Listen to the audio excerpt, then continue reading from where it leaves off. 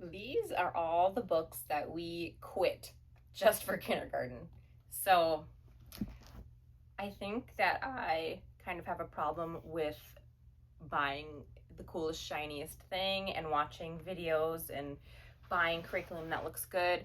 But these are the things that we've tried and we weren't crazy about, so we went into a different direction with. And I'll start out with kindergarten math. And so we started with The Good and the Beautiful Kindergarten Math. And it came with this book and this box of the extra stuff that you need for it. It's number blocks, some sticks, and some cars. And it was, in my opinion, a little bit expensive just for that. But we didn't end up doing this mostly because, I mean, we got a good chunk of the way through. We got to lesson, gosh, I don't know, 70 or something. But it just felt a little, I'll give you guys an example. It just felt a little, I don't know, just kind of like cluttery. Like it just felt like there was a lot going on and it wasn't really mastery based, which we really like. So it was a lot of like, we're going to do this and then this and then this. And then tomorrow we're going to do totally different things and expect you to remember it. I mean, it is really pretty, but it just felt like we were jumping around too much. Like, and now we're doing this, and then we're doing ordinal places, and then, I don't know, we didn't really love it, and it felt like, I mean, then we're randomly doing clocks, and clocks are hard, at least for my kids.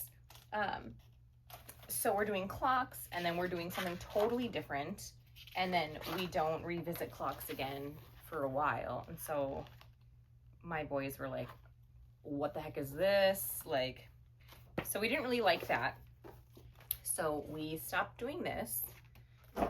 Another thing that we tried was Math with Confidence. And looking back, I think that I did this when we were still pretty new in our homeschool journey. And we really, really love the Addition Fact Set stick by the same author, Kate Snow. And so I don't know, maybe I would really like this if I gave it another shot. But to me, it was just a lot of prep work, which I am more of an open and go type teacher. And this one, I mean, you could do the workbooks by themselves, but by themselves, they're like way too easy. Like, I mean, we're tracing the number 10 and then we're connecting these dots and coloring like that. It just felt really, really, really easy. And so they say that most of the teaching is in the instructor guide. And it just felt like a lot of prep work. We got, I mean, it looks like I'm on page 62 with my bookmark, which looks like it was lesson 4, 4.1, and they go like 1.1, 1.2, 1.3, and so on. And I think a lot of this is like, you do like games and you do teaching with like stuff that you like in your house, and you're doing like activities and stuff before they're actually doing the workbook. And so I think it would be really good if, you know, you were the type of person that didn't mind doing all those extra steps. What should I do next? Let's go to more math, I suppose. We also tried Math UC. And we actually did really like this, and we still supplement with it sometimes. And I think the reason why we mostly quit it is just because the lessons are kind of long, and okay, so here's lesson 2E. And so it's just 2 little things, and then 2, and then we're on lesson 2F. So I guess that one wasn't too long. But I don't know, it just felt like really, really easy in the beginning, and then pretty soon, we jump up to doing like these hundreds. So we have to have like 600, like they have to color 6 of these for 6, and then 7, and then 6 to make 676, right? And I mean, I guess it doesn't sound like a lot, but for kindergarten, it felt kind of like a lot. And then like right away after that, we're doing like making all these addition equations. And I don't know, maybe if we would have continued on with it, we would have liked it a little bit more. But here we're doing like 70 plus 10, 100, adding hundreds. And I think we could have done it, but it just, again, kind of felt like there was a lot of manipulatives and a lot of like instructor manual stuff that I had to do. But yeah, I mean, we liked it, but I guess we found something better that we like, which is Singapore Dimensions is what we're actually doing right now. I guess in this pile it's a lot of math, and I do accounting, so it makes sense that I'd be really into the math stuff. Another thing we tried was the IXL Ultimate Math Kindergarten Workbook, and we didn't mind it. It just felt really simple, I suppose. Like we were tracing the number 6, tracing the number 7, and he's like, okay, well, this is really boring. You know, we're drawing the number 4s, the number 5s, 3s. I think we only got far enough to where he was just like, I don't really want to do that, it's boring. But I think this would probably be a good book for like in between our math books, or I don't know, just a little something extra maybe. But it definitely didn't feel like it was a whole math program or something that, you know, would suffice for a whole kindergarten math. We also did mathematical reasoning, and this book says age 3. And we kind of jumped around with this a little bit. And I think why we didn't continue on with this so much is because it jumped around a lot from being like super, super easy. How many hearts? Color 1 heart.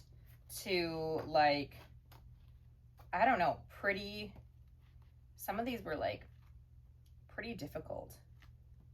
I guess I can't find like a super great example, like when we're doing this, like a really fast video here. I don't know, it just felt like it jumped around a lot, and I think they have it kind of laid out where it's like the pink is numbers, then geometry, and then we're in algebra.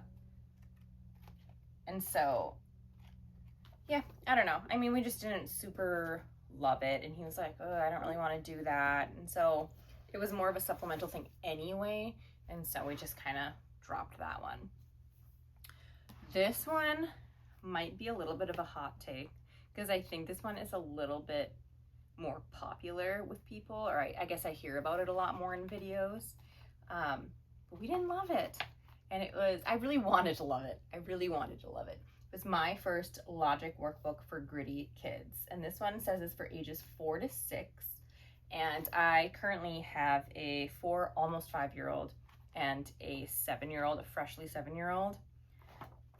And this one, again, was one of those ones where I just kind of felt like it went from kind of easy-ish, like match the head to the body, to pretty complicated really quick, where they were like, I don't want to do that. Like, that looks hard.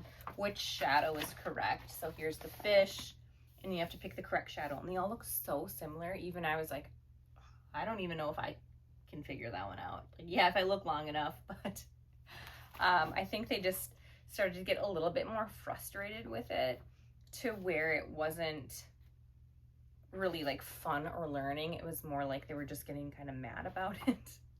And I think maybe this would be a good book for later on. I don't think I agree with the ages 4 to 6 range.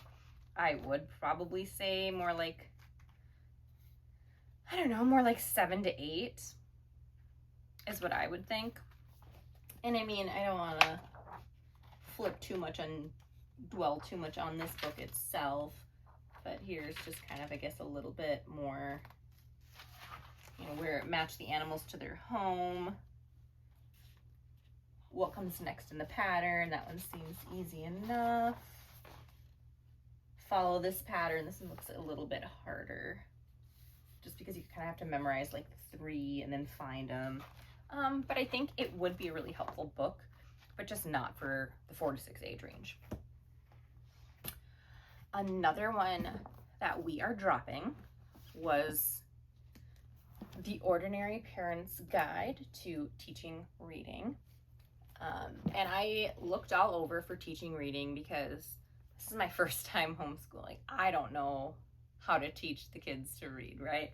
And I'm following the workbooks, and at the time I was doing The Good and the Beautiful, which we since dropped for our language arts, just because we are more of a secular family, and because, you know, doing more research and finding more things out there, we just found a better fit. We currently do Logic of English, which we absolutely love. My kids are reading phenomenally. My 4-year-old's reading, my 7-year-old's reading, like, we love that. I talk about it in pretty much every video.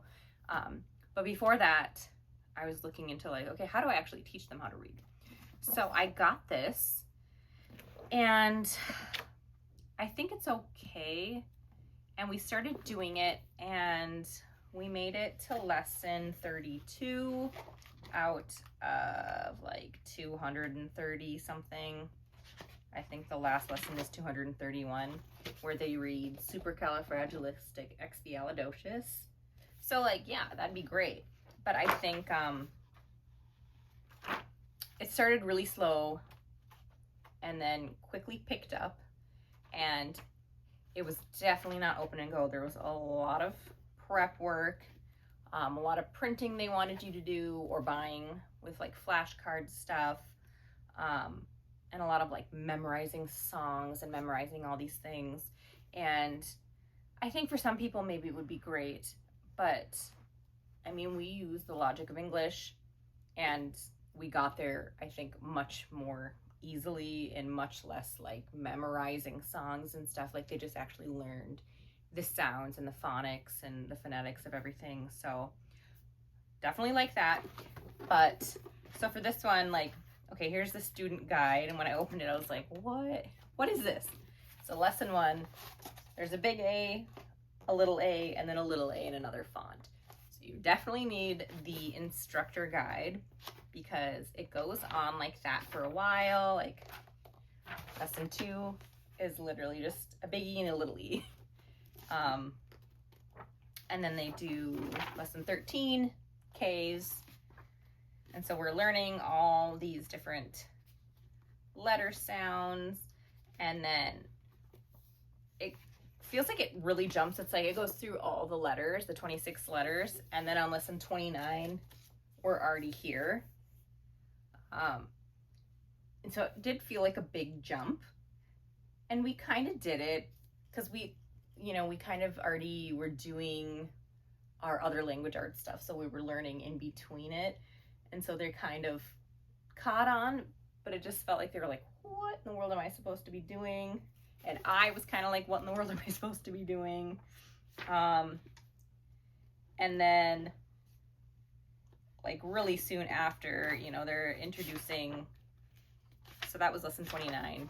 Here's lesson 32. We're doing like whole sentences here. Ted can pat the fat, wet cat.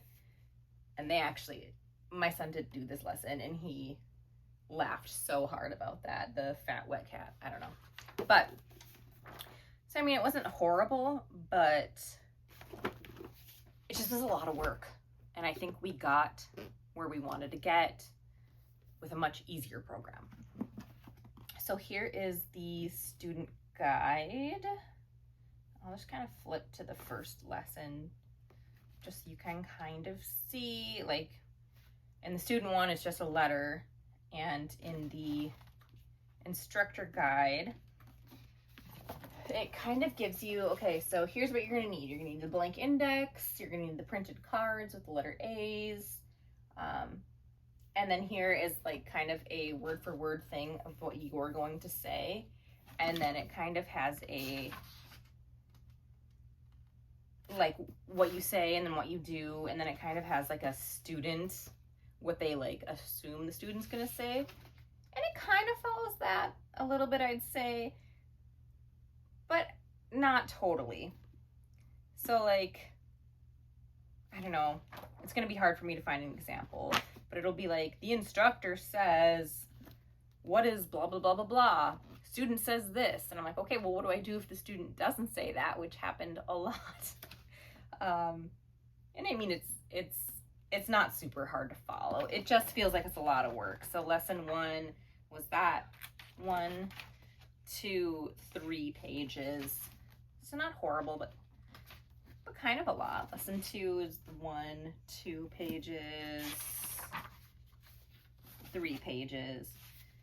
So yeah, didn't love it, but maybe not a bad choice for some people. And then the last thing that we dropped for kindergarten that I really wanted to love was Wordly Wise. I don't know, maybe this is out of date, maybe I'm slow to it, but I read some things and I thought it would be really cool to like broaden our vocabulary and introduce my kids to bigger and new words in kind of like a format where it's a little bit more controlled and I can keep track of it and they tell me what to introduce and when. And this was pretty expensive. I mean, I got it secondhand and it was still like $75. And I was like, okay, yeah, I'm excited though. I'm gonna try it. And it came with the teacher book, the student book, and then like these picture flashcards, which when I got them, I thought they were just gonna be like regular flashcards, and it turned out they were like this big for real. They were like poster board size, and I was like, okay, I mean, I can work with this, but sure. So I'll go, I guess, a little bit through the student guide a little bit. And we honestly didn't make it very far because I didn't love it. I didn't love how they wanted you to teach it, and I didn't love the words. And you like read a story and introduce the words, and then they do this activity, and I don't know, the words I just didn't love, and they got really, really bored with the story. They weren't paying attention. They were kind of like twiddling with their pencils and markers, and it just didn't work out for us. So lesson 1, so the very first lesson is leap, swamp, trunk, capital, monument, steep, load, globe, coast, and nation. And some of those I think would be good to know, and some of them are like, I don't know. Like, I feel like they already knew trunk, they already knew swamp, they already knew lead and globe, and then it was like monument, and I don't know. I mean, I guess they're good words to know, but, and then it tells the story, and you're supposed to be like, okay, what did they do in the first part of the story? And they're like, oh, they leaped. And so they just, I mean, they don't really like do much. My kids colored them because they were like, what are we supposed to do? We're bored about it. And then it was like, what do you see in the back? And it was like monument. And they're like, oh. And then you color a plane, and you're supposed to put these in order of the story. So, I mean, we really didn't get super far in this book. And so, I don't know, maybe I didn't give it a fair chance, but they were just so bored with it. I was like, we have enough stuff, and we learn a lot of vocabulary in other ways. So, you know, whatever. So unit 2, the words are sway, property, arrange, rusty, attach, design, stormy, batteries, section, and raise. And I don't know the madness to their method, but it just feels like these words are really random. And some of them we know, and some of them are like, why do we really need to know these? Cross, wagon, weave, fancy, tame, lively, chore, pile, ripe, and hollow. I mean, I don't know. And here is the teacher guide. And so, oh, it also came with these. So we did this, and it was like, okay, this is monument, capital, trunk, swamp, and leap. And I I don't remember which one they were confused about. I don't remember. Okay, so here is the instructor manual. It says it takes about 20 to 25 minutes a day. I kind of feel like it took a lot longer than that. Maybe it was just me though. But here is lesson 1. So week 1, day 1, you introduce the story, introduce all of the words, show all the pictures. Okay, so here's the story. So it's this whole thing, and then this whole thing. And that was the story. I guess it doesn't look like a lot, but it kind of took a while to get through, and they were really bored. It wasn't a very great story. It was kind of just like they were trying to fit all the words in there, and it was like, we're gonna play leapfrog, and then we're gonna pack the trunk, and there's frogs by the swamp. Okay, we're going on vacation to the capital. Look at this giant globe. Like, we're gonna drive by the coast and see the monuments. Like, they just really kind of fit all the words in there, and it was a really, I thought it was a really boring story. And so day 2, you read the story again, and then do the words again. Day 3, you remind the children the song that the family sang in the car in the story, and then read this poem. And then that's it. And then in week 2, you're doing basically all of it over again. I don't know if that's enough to cement the words in when there's so many of them, but I really wanted to love it, and we didn't love it. I probably rambled a lot about some of these. Hopefully it's helpful, but those are the things that we tried and dropped for kindergarten.